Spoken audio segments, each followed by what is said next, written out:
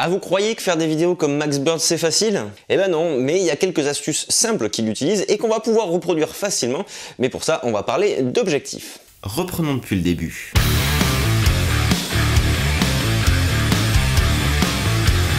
Et salut à tous les amis, c'est François pour la chaîne Explique-moi encore et aujourd'hui on va analyser un nouveau style de youtubeur avec l'ami Max Bird. Max, si tu regardes cette vidéo, je surkiffe ta chaîne, sérieux, c'est juste énorme. Car même si son talent de vulgarisateur et de comédien joue un rôle énorme dans ses vidéos, eh ben ça me paraissait important de voir en quoi certaines astuces techniques peuvent ajouter un petit plus à vos vidéos à vous. Alors qui dit caméra dit aussi objectif, il en existe de plusieurs sortes, de plusieurs focales. Il y a des objectifs à focale variable, des zooms tout simplement, et des objectifs à focale fixe, c'est-à-dire fixe.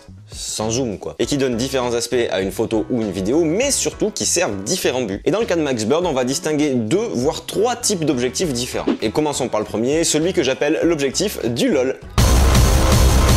Pour obtenir ce résultat, on utilise ce qu'on appelle un objectif grand angle, voire ultra grand angle, c'est-à-dire à courte focale. Comme celui-là par exemple, ou bien tout simplement comme une GoPro, les GoPro c'est des grands angles aussi. Et l'utilisation de cette focale elle n'est pas anodine, elle a 2 objectifs, si j'ose dire. Le premier c'est mettre le personnage en contexte, c'est-à-dire voir où il se trouve, voir ce qu'il y a autour de lui. Et le deuxième c'est accentuer l'aspect fun dû à la déformation de l'objectif. Et oui, parce que Max il est un petit peu fourbe, mais il aime bien vous apprendre des trucs mais sans que vous vous en rendiez compte, en donnant un côté un petit peu rigolo à ses vidéos. Et pour le petit point de technique, à vue de pif, si son appareil c'est un plein format, je dirais que c'est une focale entre 11 et 15 mm. Vous êtes toujours là? Passons maintenant au deuxième type d'objectif, celui que j'appelle l'objectif du soyons sérieux.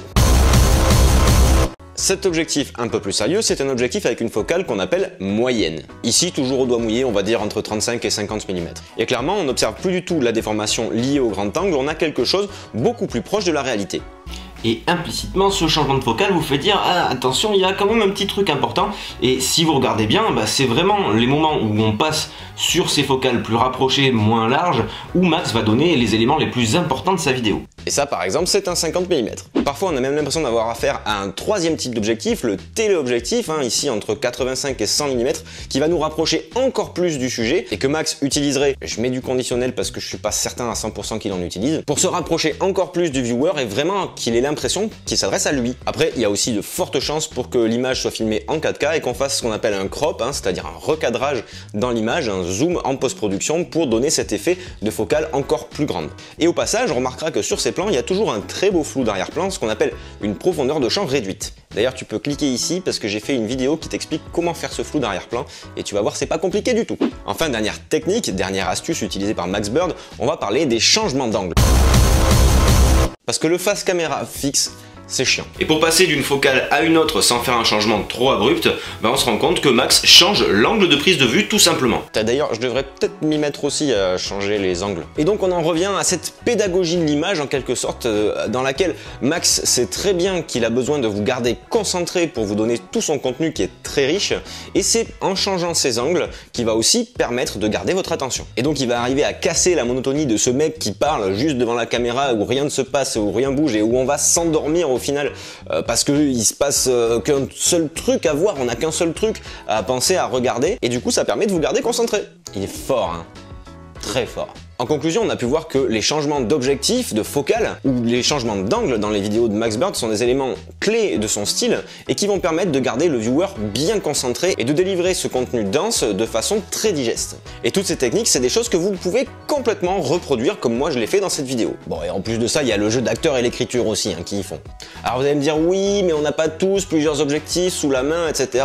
Pas de souci, il n'y a pas de problème. Si vous filmez avec un smartphone, par exemple, il y en a beaucoup qui font de la 4K, vous filmez en 4K et puis vous pourrez ensuite zoomer dans l'image en post-production pour donner aussi un certain dynamisme et pour simuler ce changement de focale. Simplement, on n'aura pas les déformations dues aux différents styles d'objectifs. Et ça tombe super bien parce que je voulais vérifier mes infos à la source, alors je suis carrément allé voir la source.